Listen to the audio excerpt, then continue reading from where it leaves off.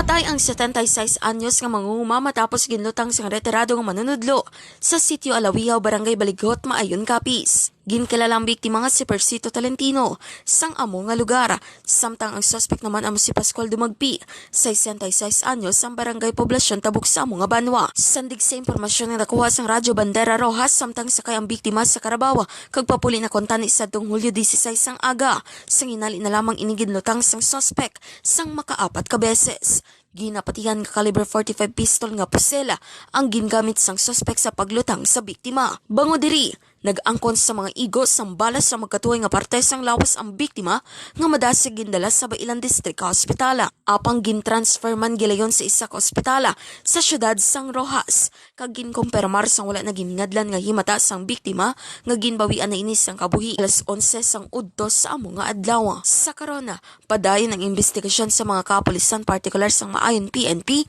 sa natabo nga insidente. Ini si kabanderang Erica Marie Bores, nagabandera sa matod nga serbisyo publiko kag kalingawan sa Western Visayas. Radyo Bandera.